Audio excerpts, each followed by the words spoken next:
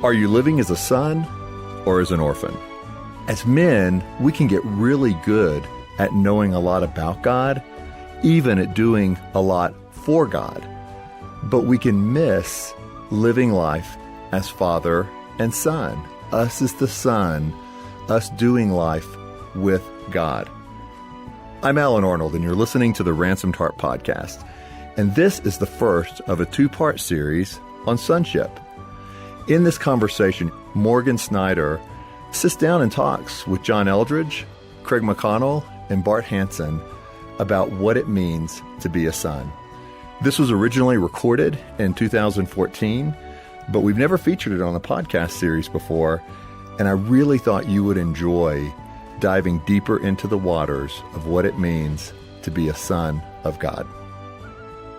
Sonship and receiving God as Father has been really a primary frontier for me, as you guys know, over at least the last half a decade. And been really looking forward to the opportunity to grab you guys and come in our studio and just get you to react to it, to say, how about you in this Christian faith and in the masculine journey? How is the category of sonship expressing itself? What's that look like for you? React to that.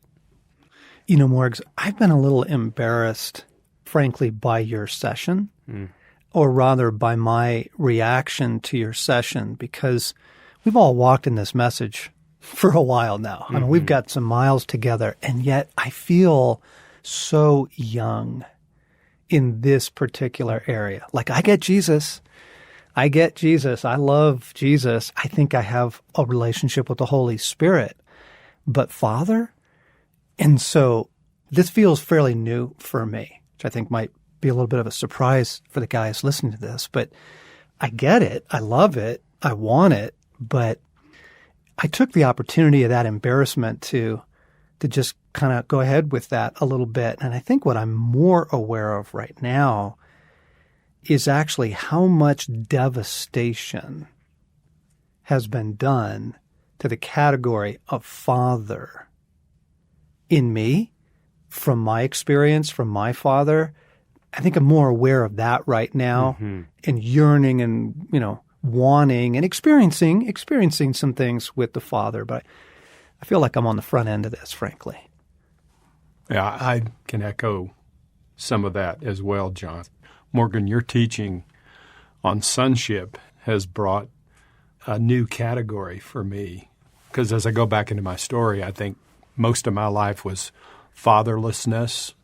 And along with that, I think that created an independence in me that I think almost the opposite polarity of sonship. Right. Exactly. Yeah. And I think that's where most of my life has been lived, is in that independence. I was thinking of some words of sonship and some words of that former life. And so that former life was independence, isolation, performance, self, strive. Then I think your teaching has brought this category of, in sonship, it's brought delight, joy, freedom, being loved. And Bart, when you say that former life, you're making it sound like, 20 years ago I used to... Yeah, I mean, the crescendo of this is within the last year. Right.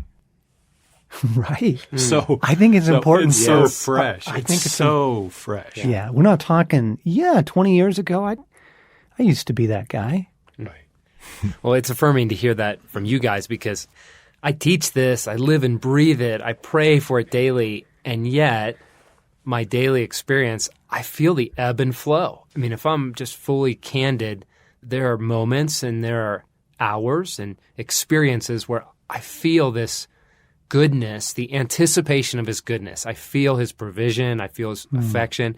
And then the next moment, I'm an orphan, or I am captive to fear or fear of man, and I find the young places in me still bringing my question to the world instead of my strength. And so, I really resonate with you guys that it's growing, and yet it's still an ebb and a flow. Craig, how about you? Yeah. What's current there is simply that life and events and circumstances and people just seem to keep changing for me, that requires me to live in ways that I just don't know how to live. And I feel very much like a young boy facing new things that I can't figure out. I'm pretty aware of my need for fathering in as simple things as finishing a basement and doing carpentry work that I've never done in my life, to situations my kids and grandkids are going through. Something's being asked or required of me, or I'm in circumstances of life that are new and different, and that my need to be fathered is just below the surface most days. Yeah. In fact, I want what you teach. I want what you have, and I want what you describe. You know, you'll come in on a Wednesday morning and we'll be chatting, and you'll share some story of, hey, I'm praying for this every day, and something really cool just happened, you know.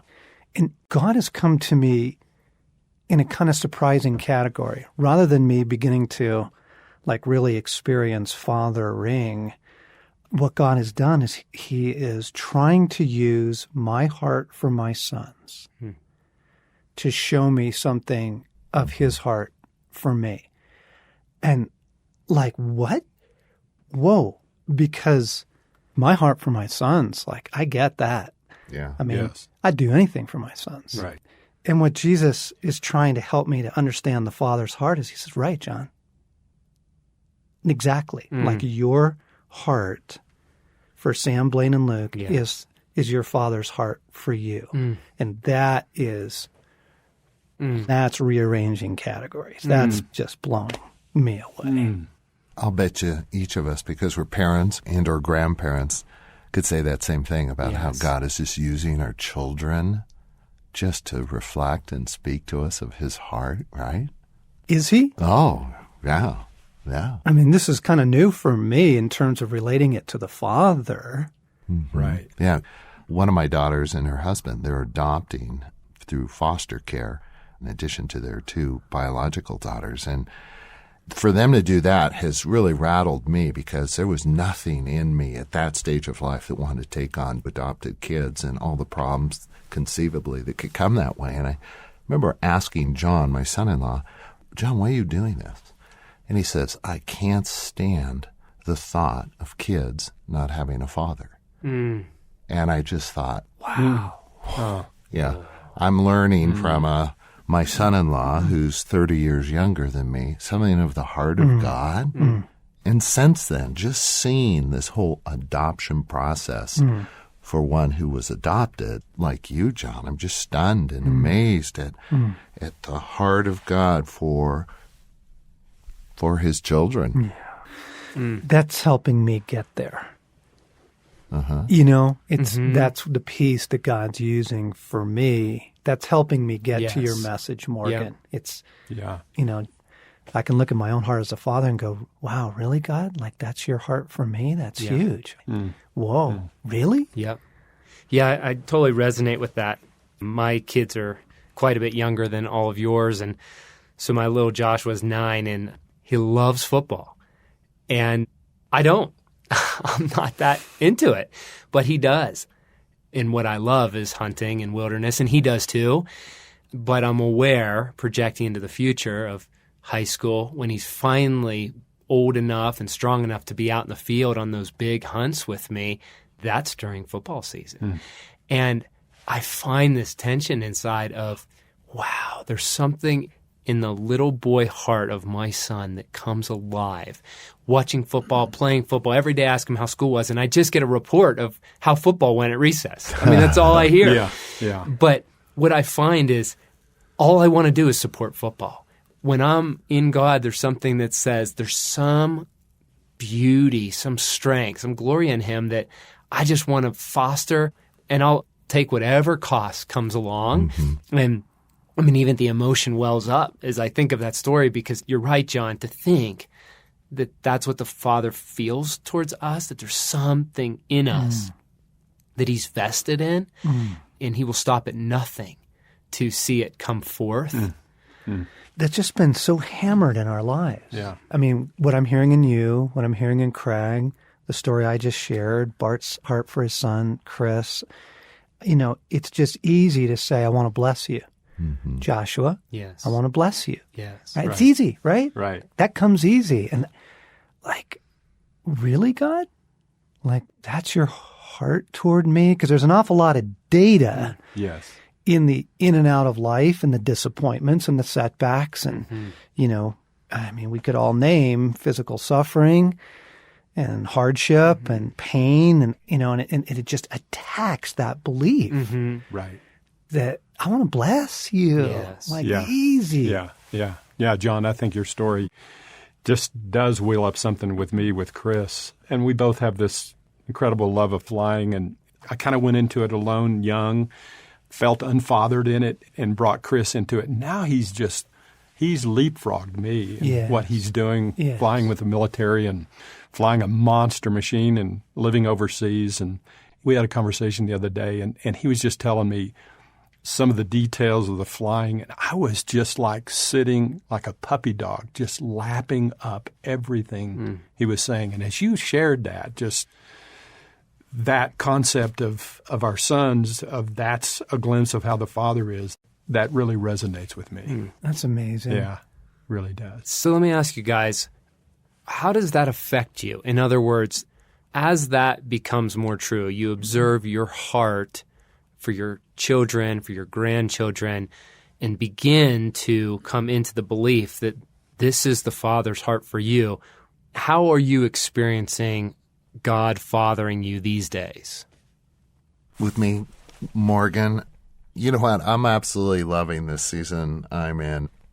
God coming to me as Father. I mean, the recent things are, for the last few months, I've been sticking with a question because I've found that so much joy is absent in my life. So many things have been stolen, taken. I've just lost a ton of stuff on this path and trail, given stuff up.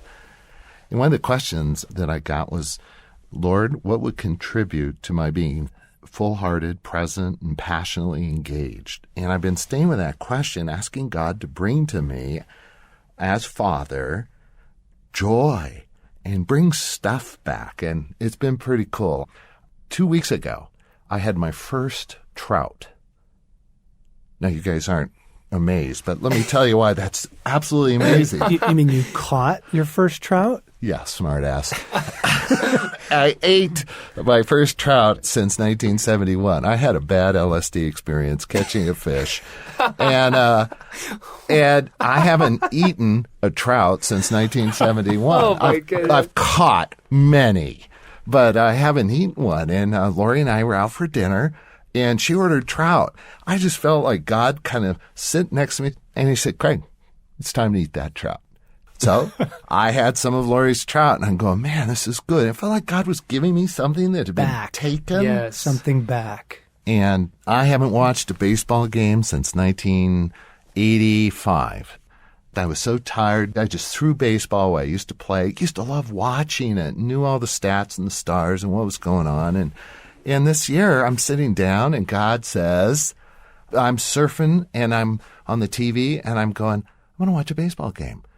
I watched a couple innings of a playoff, and it all came back. I mean, the strategy, on a 3-0 pitch, and how to play a guy, how to field and position yourself for a particular batter. And, I mean, it's an incredibly boring game, and I don't see myself sitting around watching a lot of baseball, but I watched some, and it just was like some piece of me came back. And I think as my journey with the Father is going deeper and how he's coming to me, I really like who I am. I'm quirky. I mean, it cracks me up, John, when I'm laughing at something and you point out that no one else is laughing at that. You own that now. That I see. Yeah. I mean, there's just things about me that rub people the wrong way. People don't get. There's a lot about me that's unique, and I kind of like who I am. Yeah. And when you're starting to like who you are and you're getting the Father's validation and you sense that this, who I am is rooted in him, one of the results is it's just a lot easier for me to be intimate with the Father to go to him. I mean, I find myself at times like I'm going to Costco. All I'm doing is going to Costco. And I've got my list, and I simply say, God, come to me as Father. And there's times when nothing dramatic happens, and there's other times something unfolds, and I just feel like I'm living life with a presence that is my Father. And so that's all upbeat and positive, but that's the upside, and that's what's current. Yeah, that's beautiful. Getting stuff back. Yeah. That's great. Okay. That's great. Craig, what I appreciate and what I hear you saying is it's these simple activities on the human level, right? Going to Costco or a baseball game or what you're ordering for dinner, but it's your posture in it of this openness to the Father. You're looking for the Father.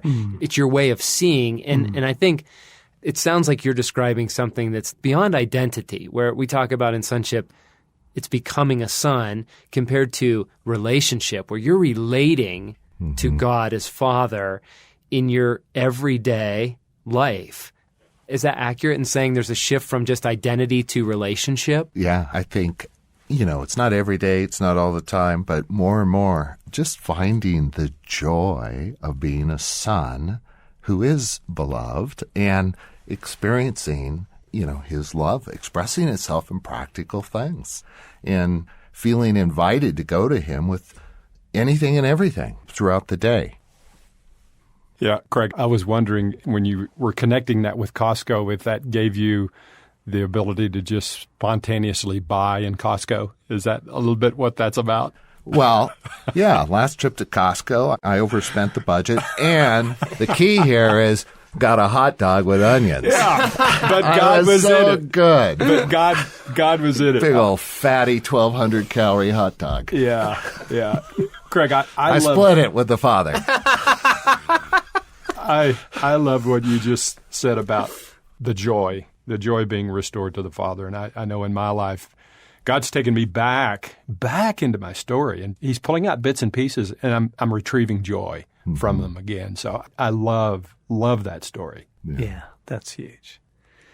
Morgan, you had asked us to come in and talk about this and fathering. So I was reflecting this morning in my house and asking God to show me, to remind me, how have I been experiencing fathering? Because there's something about the pace of life that just takes all this away, right? It's just get it done, get to the next thing. And so it took a few minutes, sat down, thought about it. And one of the big stories recently for me was the moose hunt that you and I went on last year. And it actually had been a dream of mine for a long, long time, but stayed completely in the dream category. Like I never really thought it was going to come true. We don't live in a state that really has a lot of moose hunting, and it just kind of seemed absurd. It's a cool idea. And here's how the story goes. Downstairs in our house, we have this print. It's like a lithograph print of a bull moose and a cow moose in the woods, in the pond. And Stace and I love it. We just have it on the wall there.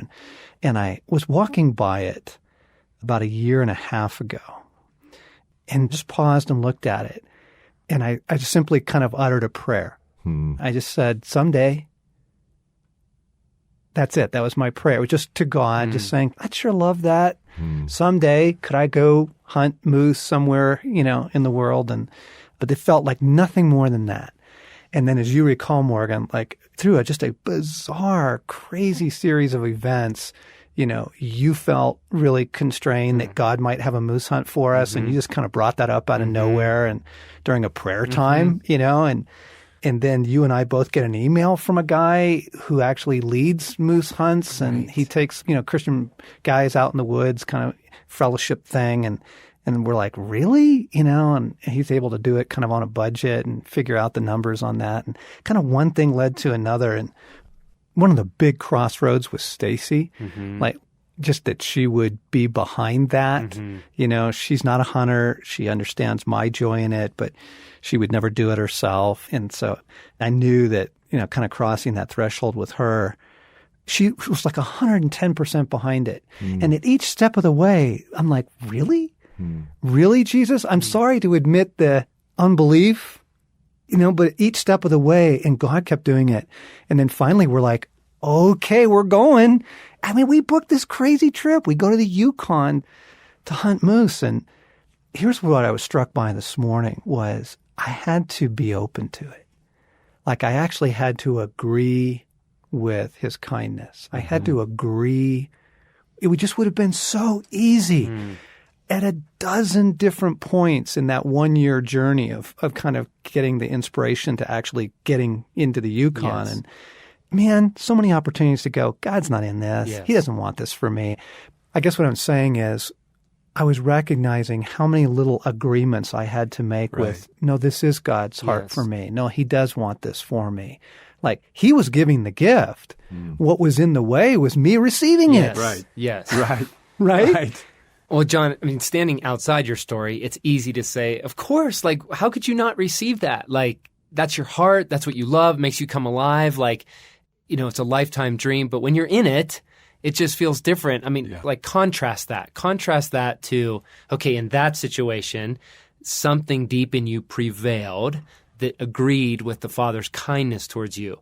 By way of contrast, what's a situation or a way that you find yourself where you're actually not open to it? You know, you just don't agree with that kindness and you don't accept the gifts coming to you. Oh, it's easy. I can name it.